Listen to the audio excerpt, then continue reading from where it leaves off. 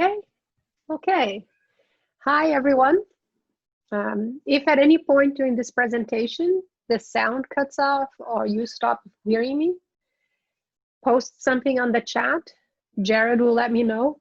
But otherwise, to improve the connections, we've had everyone muted for now. At the end of this session, we can unmute people and then we can have a bit more of a conversation. But for now, if you need to say anything or if I ask any questions or if you want to point out that something is not working, please don't hesitate to paste that on the chat.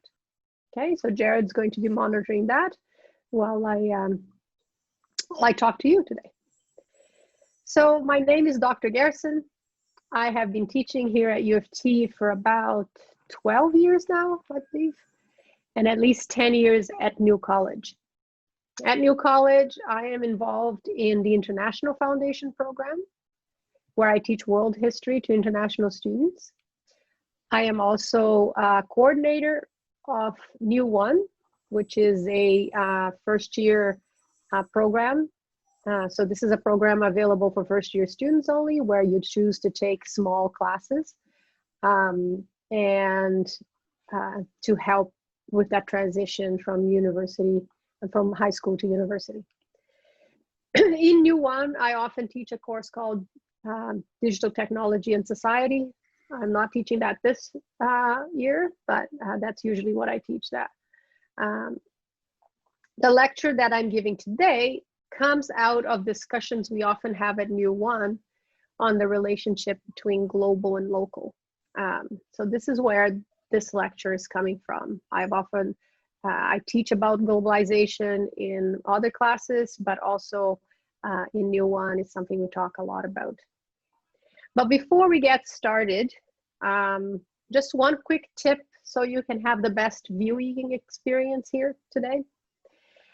Now, on the very top of the screen you're seeing, the shared screen, you will see viewing options, a little bar saying viewing options. If you click there, you can select how you see the slides and how you see myself. So if you choose side by side, you will see both myself or whoever is speaking and the slides beside each other. And in between those two screens, there will be a bar.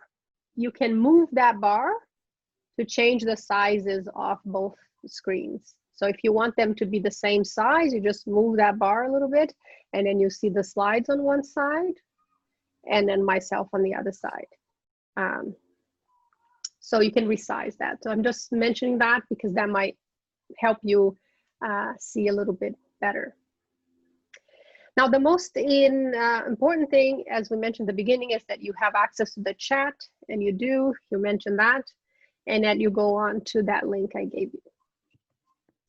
And I see someone else has joined us now, so take a look at the chat, and we will go to the link I posted there now, make sure that it works. Let's find out, where are you accessing from today? You will see a map pop up for you. It should look like this. And you can't zoom the map. I apologize for that. And depending on where you're from, maybe it's really hard to find your country. But you can click in the general area of where you are, just so we can have a sense of, you know, what time zone you're in, right? So if you click somewhere in this map, we should be able to see where you are. I'm going to click as well. There we go. I clicked on my place. Let's take a quick look at what we have. Here is our map. So far we see folks in Canada. Someone moved. They travel across the world to Japan, perhaps. Okay, we are spread out across Canada and as well. Oh, someone is maybe here in Toronto, close by. Do we see any other folks? Okay, this is great. So for some of you, this is very early. The people in BC, wow, good for you. You woke up even earlier than we did. Out here in some of you, it's late at night, so probably not as hard as being, 6 or 7 in the morning. Okay, excellent. Now I will post one more question here. Now today we're here because you want to see what a lecture looks like, right? So I have a question for you about that. I want to know, what are you most worried about attending lectures at U of T? Okay, so this is where you can type an answer. You can also agree with an answer that someone else posted. So what are something that you are most worried about in attending lectures? Before we get started. So we'll wait a couple minutes as you think, as you type.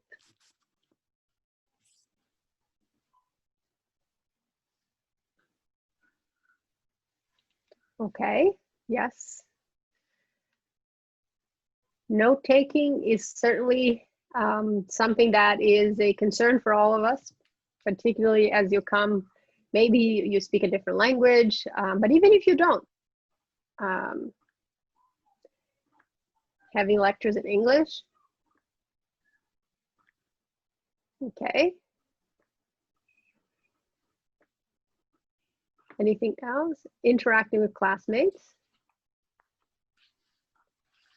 May not be able to learn together as much.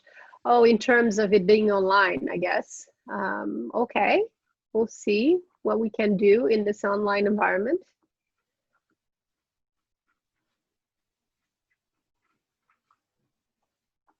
Well, I have a story to say about this.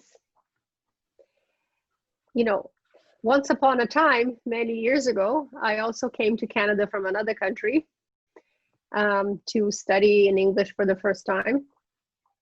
And I was very excited on my very first lecture. I thought I was a bit nervous, but I didn't really worry about language necessarily because my level was good, or I felt it was good at the time. I watched TV okay, I talked to people okay, so I was used to taking notes in class. But then when I got into the classroom for the first time and the professor started speaking, I went to take notes and I realized I did not know how to take notes in English. And I didn't know that until it happened. And what he was, I didn't know how to abbreviate words. Because when you're trying to take notes, you can't just spell out every word because you're going to run out of time. You're going to miss a lot. And I hadn't developed a sense of how to abbreviate words in English. That's not something they necessarily teach you. So I froze and I didn't know what to do. So I had to look around my classmates, and I would see how they were doing things. And then I realized that, okay, I could copy their abbreviations, but will I know what it means later? I don't know. So there is a little moment of panic. And we can talk at the end of this lecture about strategies you can use to help you get over those things. What I'm going to say is that you're not going to be the only one. And even those coming from Canada, those who don't have English as an additional language, will also be having some difficulties with lectures as well. Okay, so these are great comments here. We'll get back to them at the end of today. Now, I see people are submitting a few more options. We'll get back to some of these at the end. Let me just stop this for now. And we get back to our presentation here. Okay. Now, today, I am going to then give you a lecture so we can go back here, yes. So we can get a sense of how that would go. Okay, so this is a shorter lecture than we normally would have in a class, but it'll give you a little bit of a taste of how that might work for you coming up in September. And the topic we're going to explore today is the topic of globalization, but globalization focused in the period that we're living in right now. So what happened to globalization in the age of COVID-19? So before we get to talk about what is globalization, I want you to think about 2 or 3 words that you associate with that concept of globalization, okay? And don't worry if you're not too sure about what globalization means, but think of that term and what do you think it suggests to you? What do you think, like, can you make some guesses? Can you connect any concept to it? Can you think of a word that connects to it? So go back to that link, the Poll Everywhere link, and submit those 2 or 3 words. Now, if you're watching at home, the recording after this session, write down on a piece of paper what your 2 or 3 words might be. So that you can see how you fit in or if your words are different from other people in the class. I see a few options coming in. So let me go to that screen so you can see as well. Hold on. I see trade being given as one option here. International, interconnectedness, that's a good word. Interactions. Okay. Submit more words if you want to.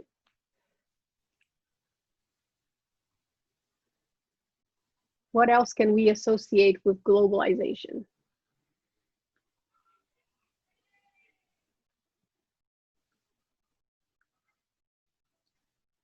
Is it just about trade? And think about what kind of interactions, what do you mean by international? Sharing, okay.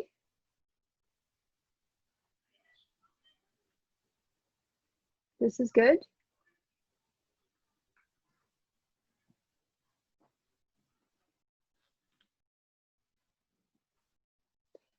What things in our world we can say are global? Information can be global, yes.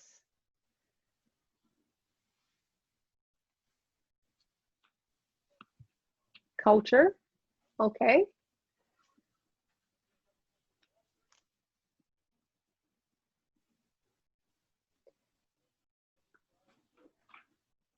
Can you think of something that is part of culture that we connect globally?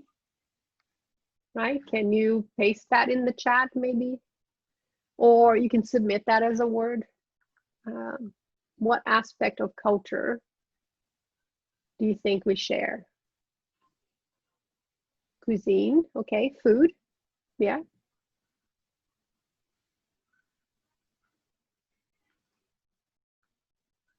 What else do you think we connect with culture that we can share in the global? Music, language, art. Excellent. Those are actually some of the topics though, the courses that you want to explore. We have a course on language, we have a course on art, we have a course on food, because these are also all aspects of our daily lives that have a global and local dimensions, right? Very good, excellent. I am going to just switch back here. Okay, let me stop this for a minute. And you can see from these, there's a lot of emphasis on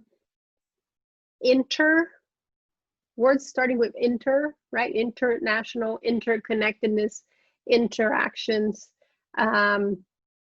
Inter means between, right? It means there is two ideas and they're connecting in between them. So that is definitely a connection concept that will be involved with globalization. But let's take a look at how other people define globalization. What actually is globalization? Okay, let's look at some definitions.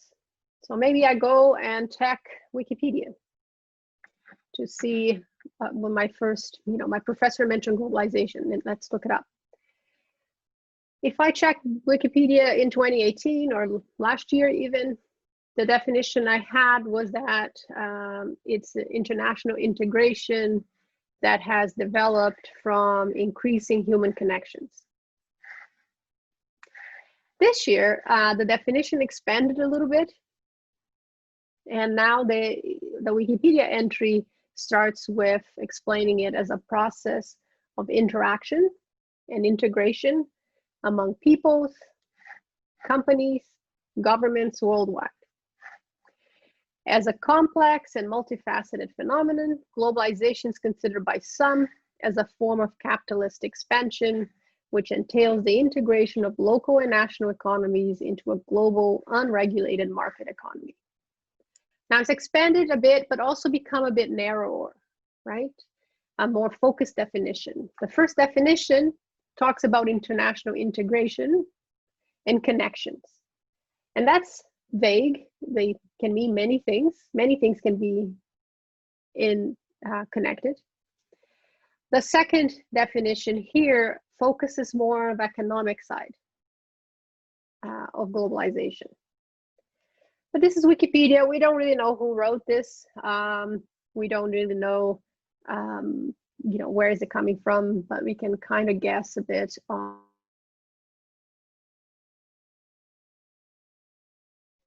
So let's take a look at a couple other definitions then. So I go to maybe do some research at the library, and I find this article on globalization written by a team of British political scientists and economists.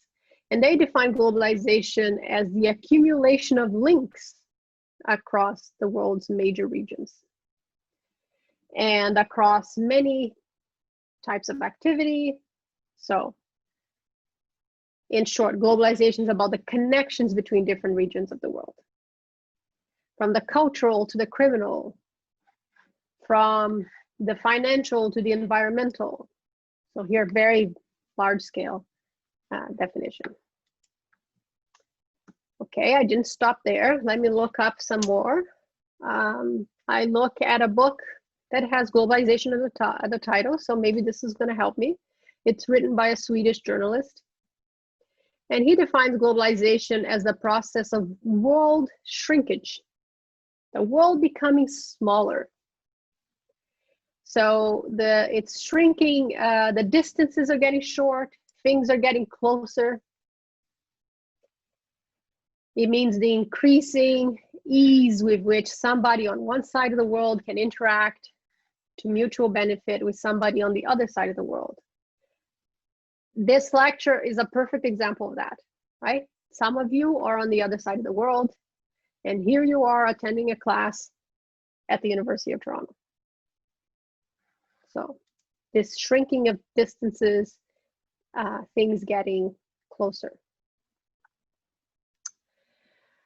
Now, if I look at the textbook that I used in my world history course, written by Robert Stray and Eric Nelson, so these are historians, they define globalization as an increasing thick network of connectedness, or entanglement, they say. And so that sense of everything being sort of bound together and entangled. And this network of connectedness is marked by a few characteristics. On one side, you have an increase of international trade. Suggested that in your answers as well. It includes a flow of ideas and cultural patterns. This is what you talked about when you mentioned music and language and all the culture sharing that happens. It includes a large-scale movements of people. It also includes the global spread of diseases, what we're living through right now. But not many of these things, and this is what we explore in the My World History course, are not happening for the very first time. We have elements of this in the past as well. We have large-scale global pandemics in the past. We have large-scale movements of people in the past. We have large-scale flow of ideas in the past. We also have international trade happening in the past as well. So one of the things we explore is, what is new about globalization? What is it about the new forms of transportation and technology today that makes it slightly different from what we saw in the past? So at the core of it, you saw many definitions, right? And one way to look at it is think of it as this connection between the local and the global. You talked about trade. Often we think about the economy, culture, right? All of these elements existed first at a local level, right? You can have a society where you have all the things you need and you may trade amongst yourself. Maybe I produce one thing, you produce a different thing, I sell you the thing I produce, you buy that, you sell me what I need from you. So you can have a local trade, a local economy. You can have a local, you will have a local culture. Culture is all the things that we learn that are not just purely born with, but the things that you learn from the society around you. So it can be the language you speak, it can be the way you dress, what you eat, how you eat. So all of those things can exist at a local level. That doesn't mean that is global, right? Once those things that exist at a local level get affected by or affect other parts of the world, then we can start talking about those things becoming global. So one particular style of music, for example, that emerges in one place only, and exists only in that place, as it travels around the world and becomes maybe popular all over the world, then we can talk about a global or globalization of that particular style, right? We see that with sports. Football, soccer being the most popular sport in the world. It started in one place at one time, and now there's more countries that belong to the International Soccer Federation than there are countries in the United Nations. So this relationship between local and global is something that we can think about. Now, let's pause the lecture for a minute, okay? So now I'm going to step out of the lecture for a minute to talk to you. And here's where you can use your chat to interact a little bit here. And mostly what I wanted to talk about is one thing. Why do you think I asked you at the beginning to tell me what you think globalization is before we got into our definitions? That's the first question. What am I trying to do there? What do you think? You can post some suggestions in your chat.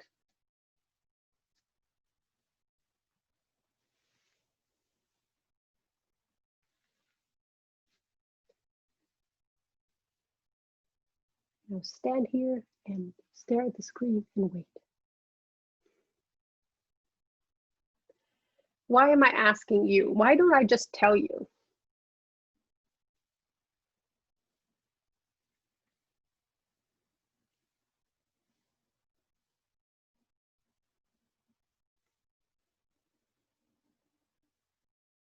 Hello, say hello.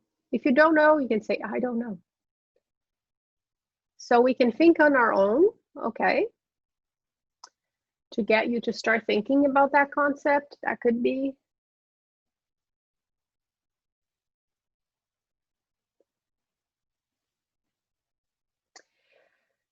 One of the things I want to stress to you as you're attending lectures, as you're reading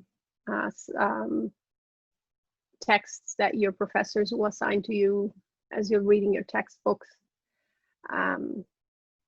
is I want you to think about that what you do at university, okay? You're not coming to university to just learn about something, to just acquire a knowledge, okay? What you're going to be doing at university is creating knowledge. This is what we do. The minute you are in the doors here, you become someone who is engaged in producing what we call scholarship, okay? So this is what professors do. This is what the students are going to do. It's about, sure, you're going to learn things, but you're also going to produce knowledge. So being able to create knowledge yourself is going to be a very important step. And to be able to understand that knowledge is not fixed. It doesn't just exist out there, but that scholars are constantly in a conversation about that knowledge. And they're constantly altering it, perfecting it, finding new information. It's what we're living through right now in dealing with COVID-19. And that sometimes can be a little bit stressful because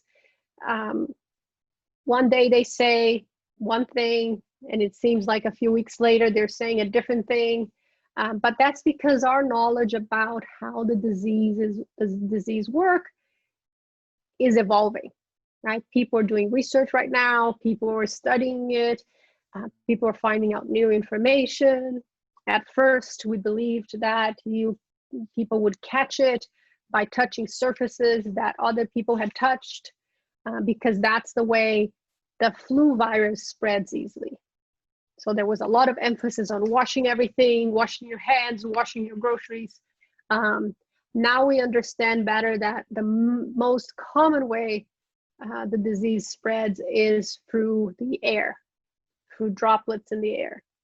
So that's the emphasis on wearing masks and not being close places with other people.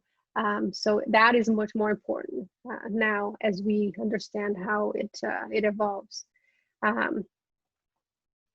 So this is part of why that you'll find in some classes you'll be asked to do more things. You'll be asked to participate in some ways, because so when I'm talking about on the side of the professors, we want to see how you are engaging with the material that's presented to you, right? What questions are you bringing? I don't want to worry you thinking that you need to have answers. You don't need to have the answers, but you should practice coming up with questions, because this is how we learn, is questioning things. So what you're going to hear people talking about critical thinking critically. So what does that mean? It means asking questions. I tell my students they have to go back to being 2 years old and being the kid that keeps asking the parent, why is the sky blue? And then the parent gives an answer, but why? Like, you don't stop at the first answer, you keep asking why again.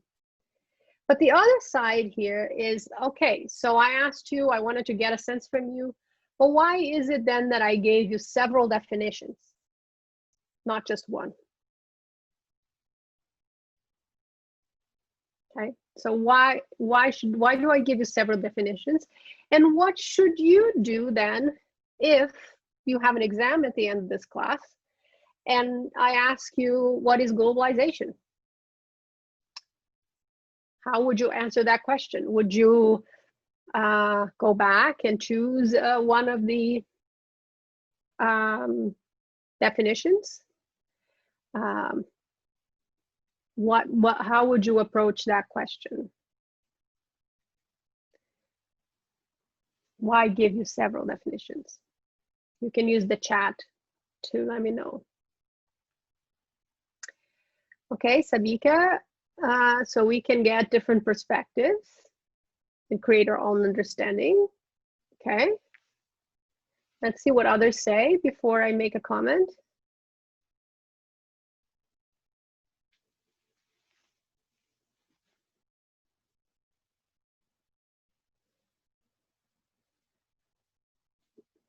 Anyone else?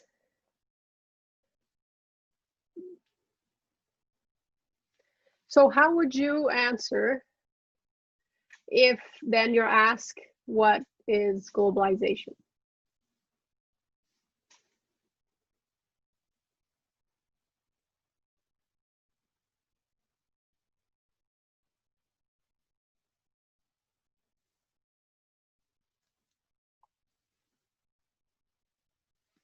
Don't have to give me an answer, just how would you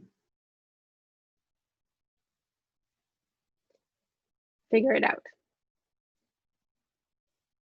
Do you choose one?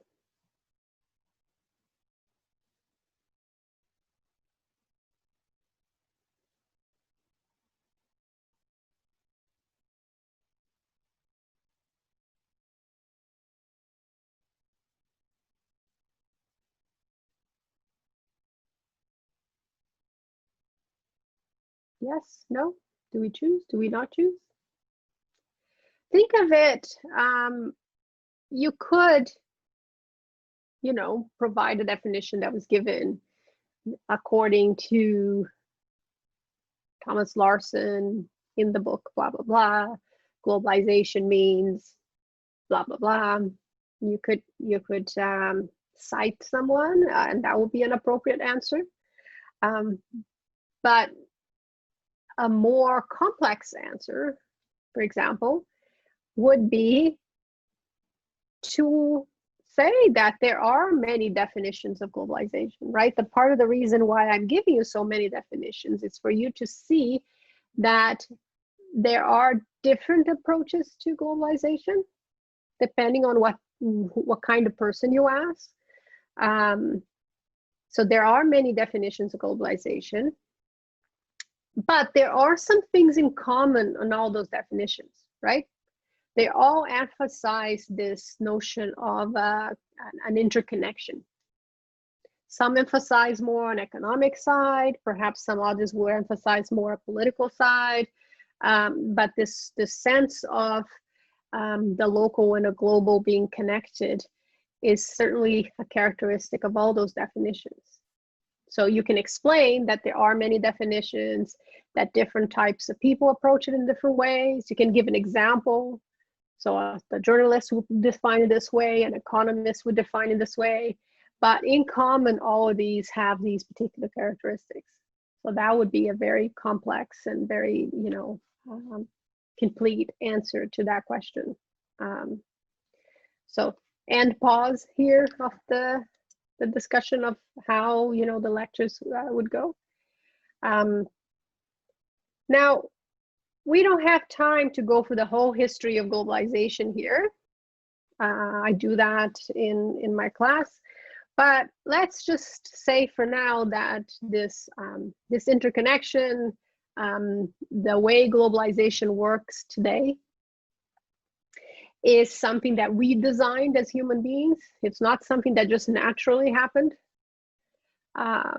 In fact, we had to work on creating the rules and the ways in which these connections are going to work out around the world.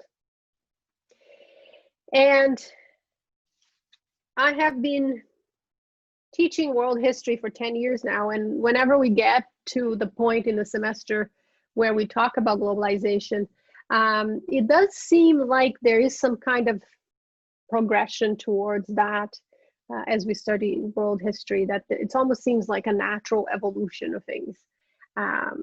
And for a long time, people didn't really question that this is, we're going to live in this very globalized world where everything is connected, where we're all involved in each other's lives, that there is a tendency that we're going to create more organizations that are international, and the local things, the national things are going to lose more and more of their place in the world. But in the last few years, certainly since the election of Donald Trump, for example, or Brexit in Europe, or there's definitely been more signs around the world that the future of globalization is not necessarily a given, right? It's not necessarily going to continue happening this way. And there are challenges to globalization. So we're going to talk about it in terms of food in a minute. But one central characteristic of globalization as it exists today is the existence of multinational corporations, right? So even if we look at the grocery store, the food we eat, to stay focused on the example of food, we see that much that is available to us in the grocery store. Grocery stores are huge. You see thousands and thousands of products. So looks like there is a lot of diversity. But when you look very closely, there's a very few companies that produce all those different brands. So if I zoom in here just to Coca-Cola, for example, which is an example I use in my class, we see how this evolves. So Coca-Cola, old company, right? Created in the end of the 19th century to produce one product, Coca-Cola. And you see it in the square on the bottom. And he started as a local thing in Atlanta, Georgia, in the United States. Now it's a global brand present in every country in the world. Now, the story doesn't stay with just producing that one product, right? Coca-Cola would eventually expand into other types of what we would call in Canada soft drinks, and either produce themselves or purchase other soft drink producers. So you see that Coca-Cola is behind Sprite, Fanta, for example. Here in Canada, Barks is very popular as well. So there's other brands that it also produces. So in a way, you can see it's starting to buy some of its competition, right? But then society changes, right? We maybe at some point we decided that, well, soft drinks are not very healthy.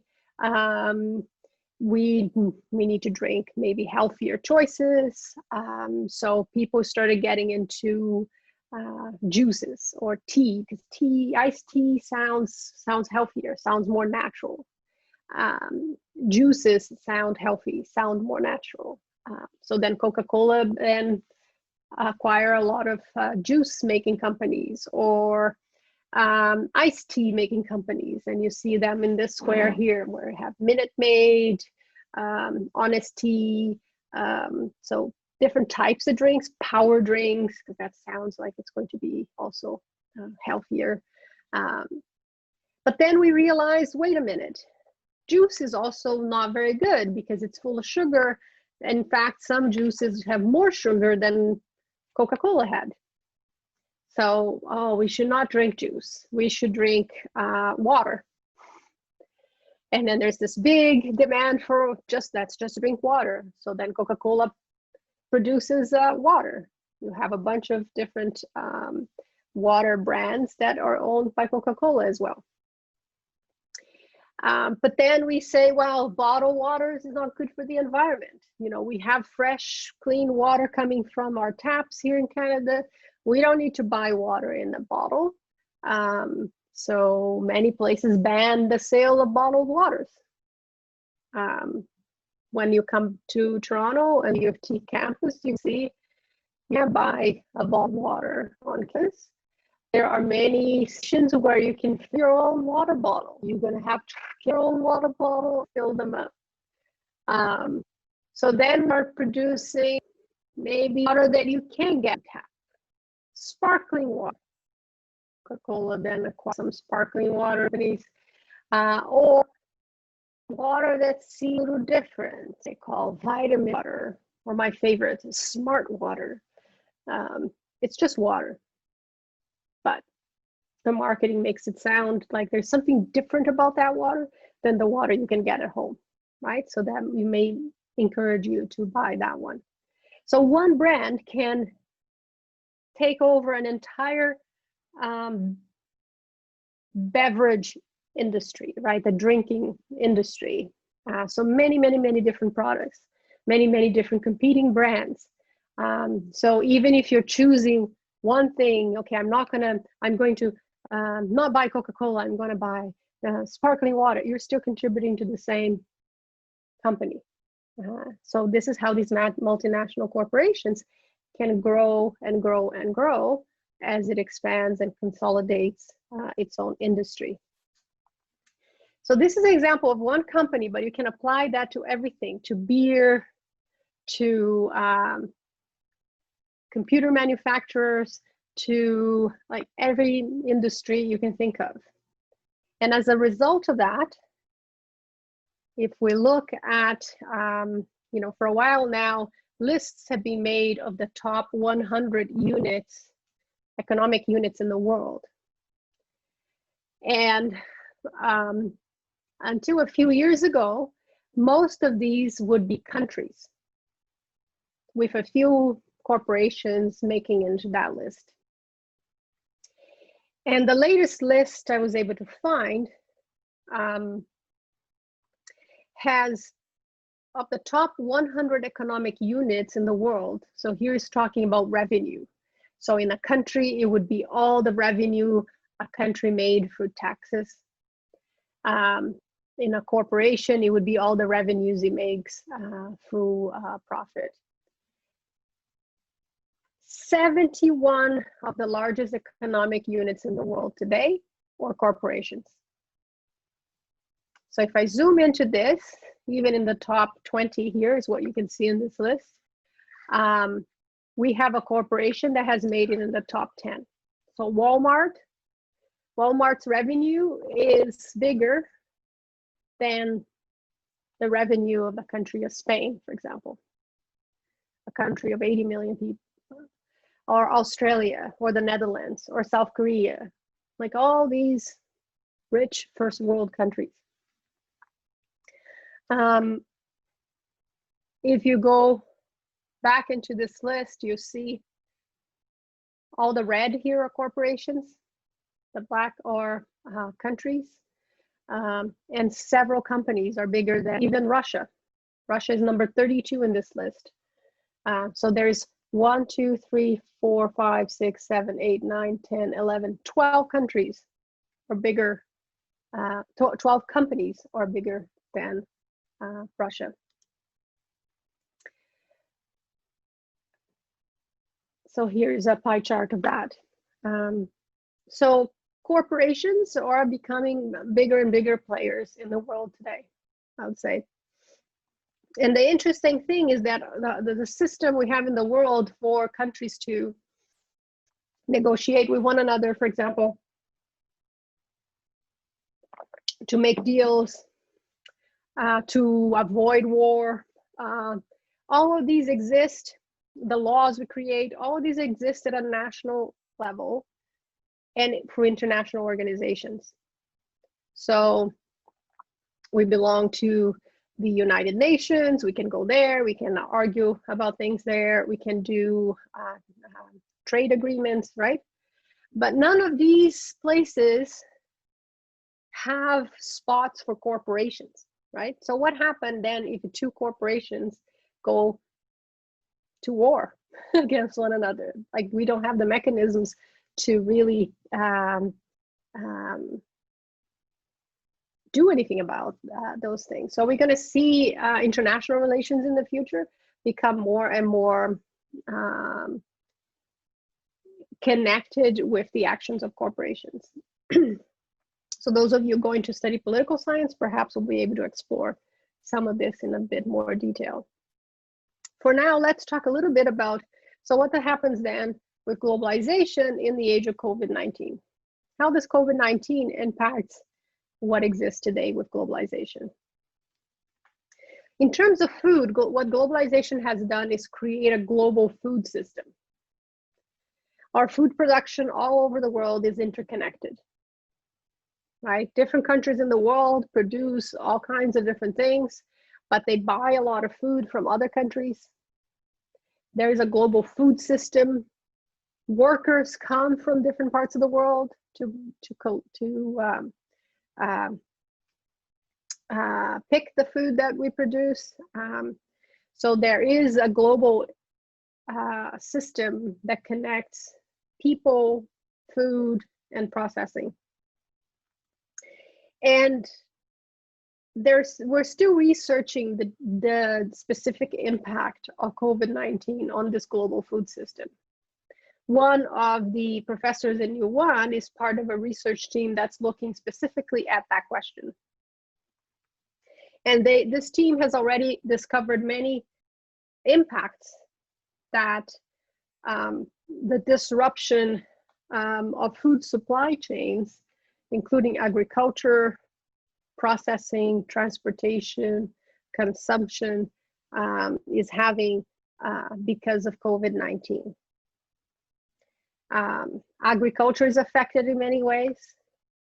You know, farm production is affected because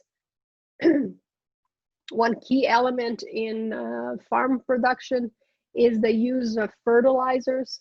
So chemical fertilizers that you put on the soil to help produce the food. Pesticides to prevent, you know, pests from eating all those plants.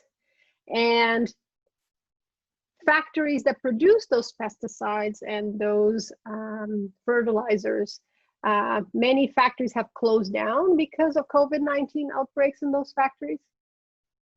So there isn't enough being produced. And the factories that haven't closed down, sometimes they can't get their product out to the farmers that need them because there are road closures in certain countries or in between countries that prevent the transportation of those goods.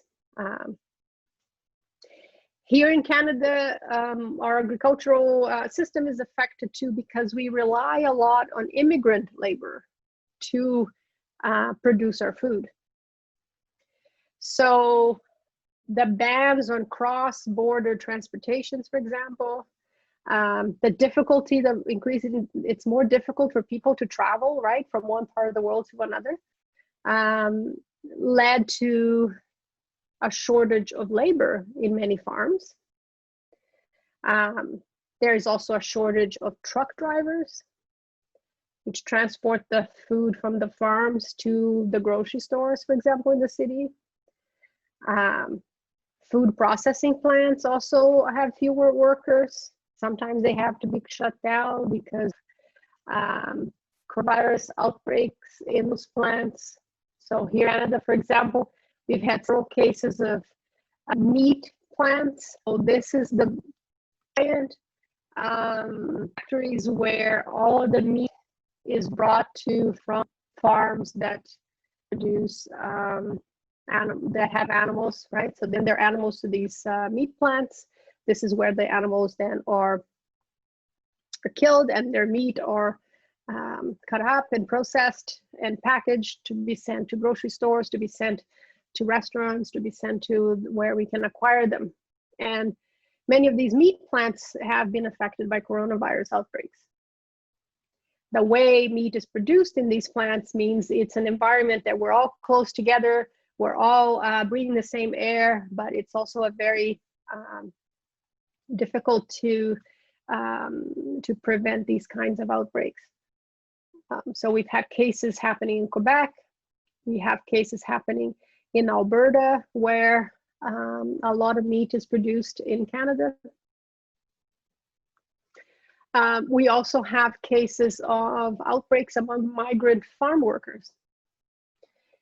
In the largest numbers of cases of COVID-19 in Ontario are still in the certain areas of the countryside because of farms. It's not in Toronto, like the biggest and most densely populated areas, but in areas where there is a lot of farms. And part of it has to do with conditions that migrant farm workers have to live in. Often they share same room, they're all close together in a particular place. So all you need is one farm worker to be sick, and then suddenly you have an outbreak in the farm. So this is a serious, serious problem. So the farms there that have built over the years better conditions for their farm workers, like with individual sleeping quarters, with more ability to social isolate and all of that, they haven't seen many outbreaks. But other places where that is not necessarily the case have seen many outbreaks. And of course, if you shut down a farm, then all that food that's growing there goes unpicked. It doesn't just stay there ready, right? You lose that production. So that means our food supply is affected. Hold on here. All of this have an impact on food prices. We start seeing food prices increasing. Because once you have maybe less food coming into your market, that's going to have an impact on food prices. But also, that's not the only thing that have an impact on food prices. Sometimes panic buying can have an impact on food prices as well, or any product price, right? So in the beginning of this pandemic, back in March, there was this run on toilet paper. It was very weird. Somehow people maybe got afraid that there would not be any more toilet paper. And they were buying huge quantities of toilet papers. And because of the way grocery stores are managed, they don't keep huge stocks of everything they have. You're right. It's a very closely monitored system where new products come in every day to replace the things that are sold. But if everyone decides to buy the exact same thing, that system breaks up fairly easy. So suddenly you couldn't find toilet paper anywhere. There's like empty shelves in grocery stores everywhere. And this is the thing. Alex, we've lost your audio. Oh, did you lose my audio? Hold on 1 minute. Hold on.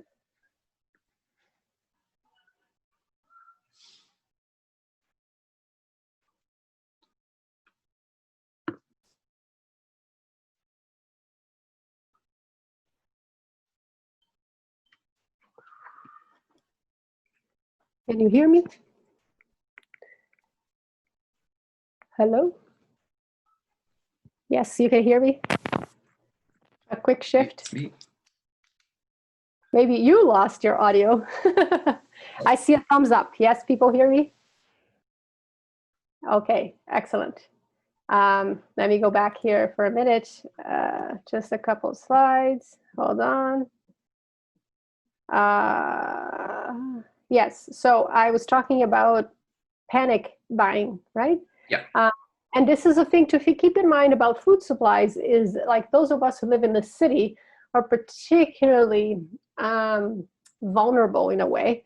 You know, the whole city of Toronto, for example, depends on food coming in on a daily basis.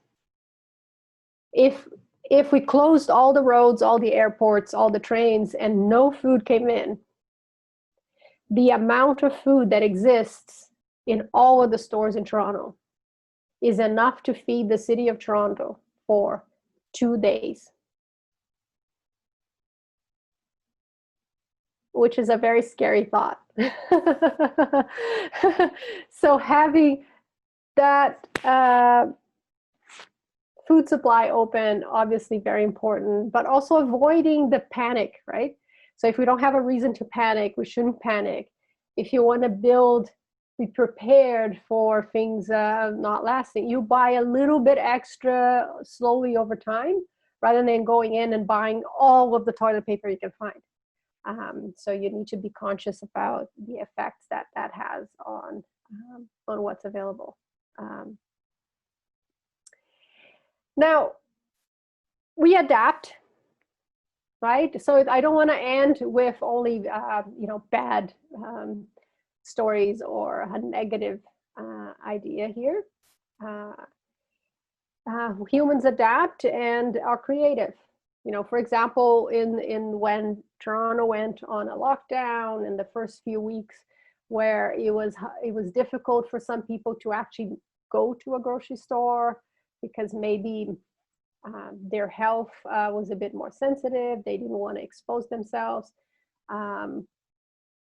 Online shopping became more and more important, right? So here in Toronto, for example, one thing that already existed before COVID-19 was a system where you could subscribe from a farmer or a business for receiving a box of vegetables and fruits every week at home.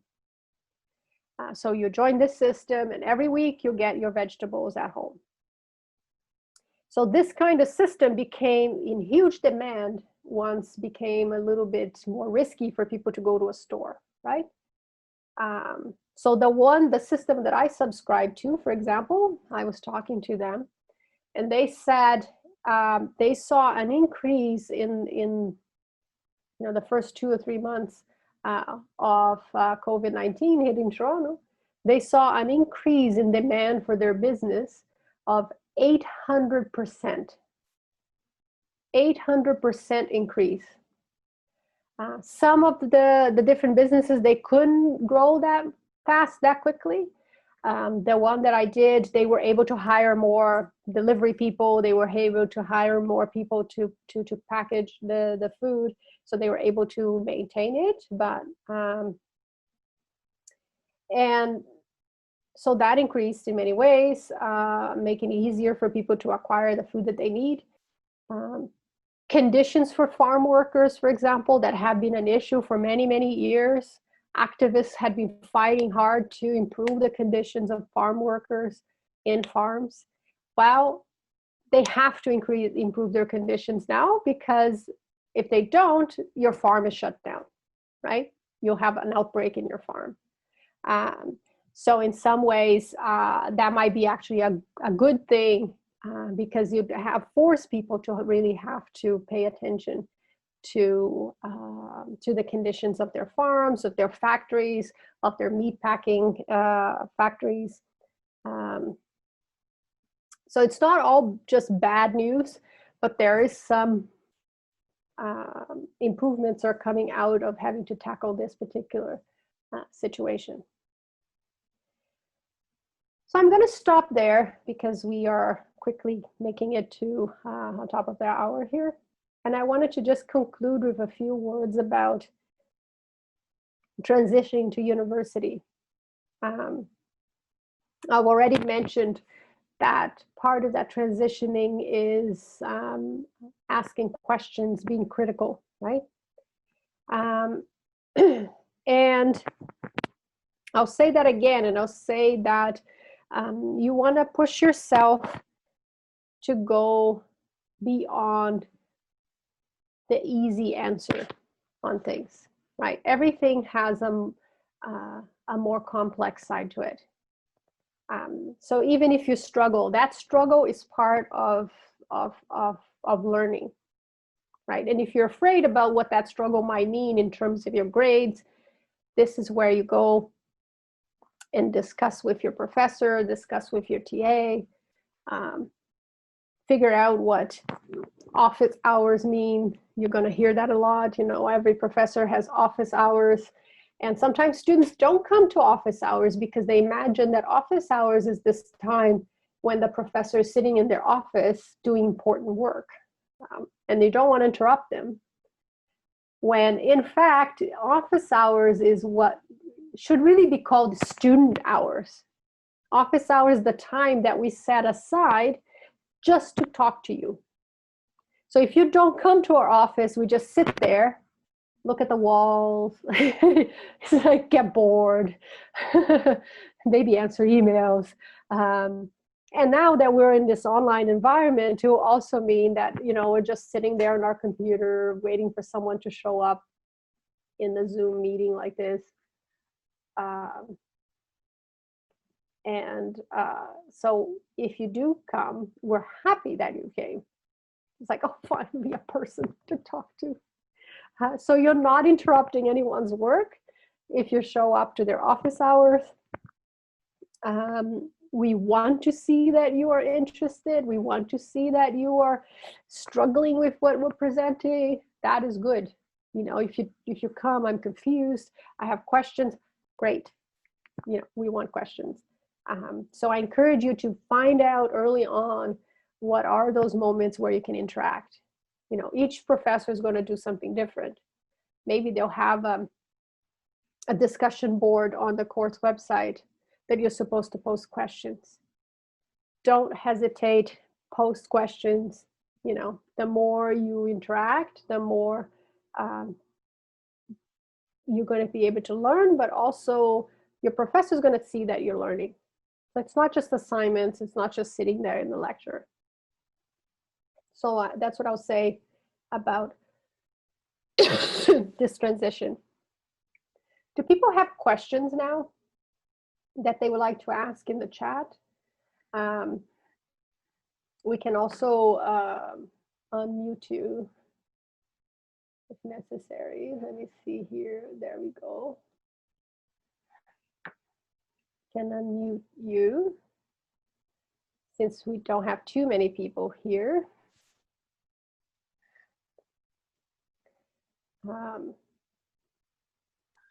You might be able to unmute yourself, or you can just post a question in the chat. Or raise your hand. There's a raise hand feature.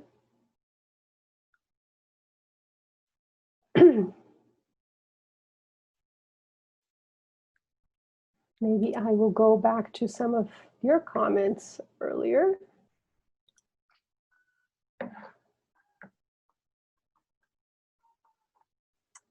Right. Okay, let me go back to those questions you had. Hold on. Okay, no. Next. Wait, give me a minute here.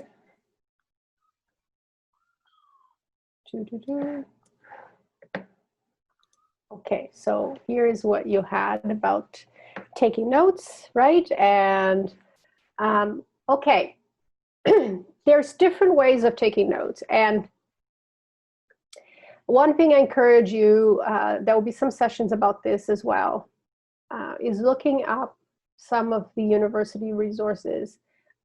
There's the New College Writing Center. The New College also has a learning strategist. I'm going to post that.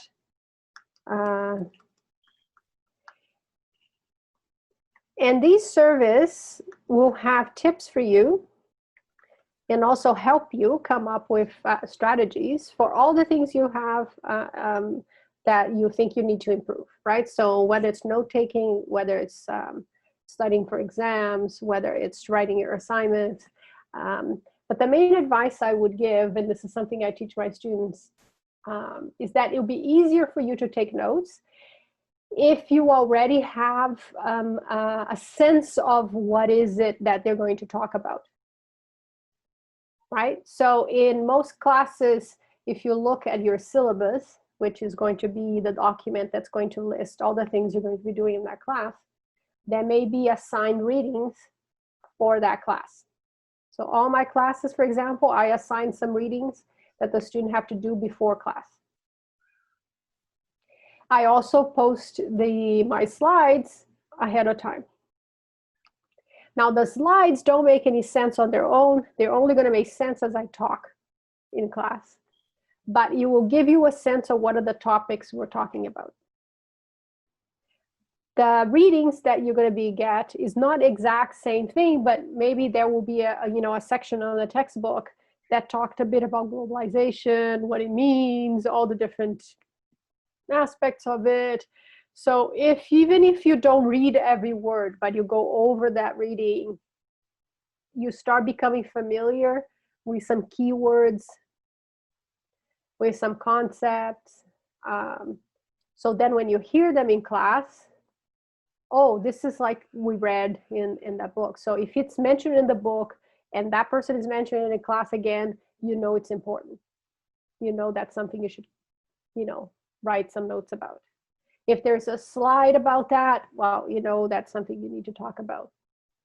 Don't waste your time copying slides because you already have the slides, right? But add the details that are not in the slide. So this is often what I did when professors gave slides ahead of time, was to look at the slides and just add in all the extra information that wasn't really part of the slide. It doesn't mean those extra information is not important, but it just means we don't want to jam everything we're saying into a slide, right? So preparing ahead of time is important. And then a day later, going back onto your notes and seeing if they still make sense to you. Because the importance of the notes would be for you to be able to read them later. So I suggest that maybe at the end of the week, you go back to your notes and take a look at them and see, okay, what did I miss? What is the things that maybe, is there a recording that is available? Can I review some items? Don't copy down every word in a recording, right? Just maybe add some summaries of what you read. Maybe fill it in with the readings that were assigned. So that's something I would suggest you do to make it easier, especially at the beginning. Now, reading is going to take you some time, especially if English is not your first language. So there are strategies for reading as well. My main advice is to don't start by reading every word on a page. You want to predict a bit of that reading as much as you can. So look over all the chapter headings. What are the topics? Go through the whole chapter and see what all the different topics, how is it divided? What are the different topics he's going to be talking about? Look at the subheadings, the beginning and end of paragraphs. If a paragraph is well written, every paragraph will deal with one topic, and the first sentence or two of the paragraph is going to tell you what that is about, right? And the very end of the paragraph is going to kind of conclude it. And the stuff in between or extra examples or explanations. So you can at least skim the beginnings and ends of paragraphs and have a real good sense about what is the information that reading has. And if it takes you a long time to do the readings, be patient, give yourself some time, and know that the more you do it, the faster you will get. But at the beginning, it will be slow. But don't be discouraged. That happens to all of us. And even if you have English as your, main language, you'll be reading different kinds of sources that have different levels of that, right? So even if I have students who English is the only language they know, and they'll get a text and they don't know anything, like, I don't understand this. Because the way it's written is different. There is a lot of very specialized language. So in some ways, there are barriers for all of us, not just people who are doing it for the first time. Can I add as well, Alex, Yeah. that just looking in the chat here, the piece on the Learning Strategist and the Writing Center.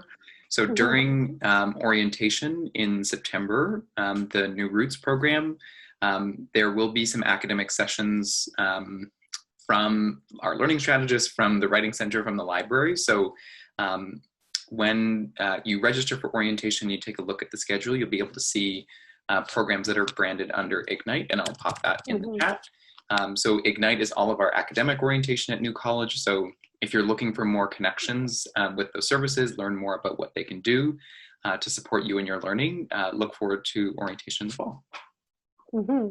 I encourage you to participate in these things. It will be very valuable. It will save you a lot of, and don't expect that, everything's going to make sense right away. You will get lost and confused. I see like a lot of people say not being able to take proper notes, efficient notes, being lost and confused. Even if you understand everything, you'll probably get confused. It's almost like our job at university to confuse you. but it doesn't mean you can't find the answers you're looking for. You can't, find a way to get oriented. And there's lots of us around that we're here to help you. So this session here is already a good strategy, right? Coming to something like this, experiencing it, and then seeing, okay, that was hard, maybe that was easy. And of course, I'm one example. You're going to have different kinds of professors. They're going to do different kinds of things. So it requires you to be a little flexible as well. Some professors are going to we have professors from all over the world, like you, right? So some are going to have different accents. So sometimes it requires a little bit at the beginning to get used to that. I remember being an undergraduate student, and I had a professor that had a very thick German accent. I had to listen really closely at the whole lecture and share with my friends in class to make sure that we didn't miss anything, because sometimes there were things we didn't understand. We had to look at the textbook a lot. It didn't help that the topic was very confusing to begin with. That happens, but it was still okay. We still managed to get through. But be patient, see what can work for you. The one advantage of online is that some of these classes may be able to be accessed in different ways, right? You may be able to record it, you may be able to listen to it again, which is not something that you always were able to do in an in-person environment. There might be some advantages there. Any last questions?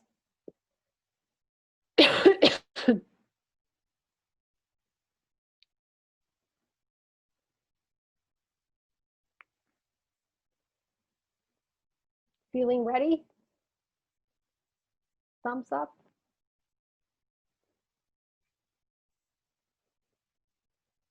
There will be more activities like this. I hope you can join orientation. I think in orientation we'll dive deeper into a lot of these issues. So watch out for that. I think that will be important. And yeah, keep your mind open and you'll have a good time. I'll finish with that thought. Well, thanks so much, Dr. Garrison, for this presentation. Really, I learned a lot even just sitting here and listening, so really appreciate your time. And thanks to all of our participants for being up early and staying up late to catch this presentation. That's something that I'm really taking away from this from this lecture, but also like this broader experience of it's really cool to connect with people all over the world. So really appreciate everybody for being here. And with that, I hope you have a good rest of your day or a good night if you're on the other side of the world. And we'll see you next time, perhaps.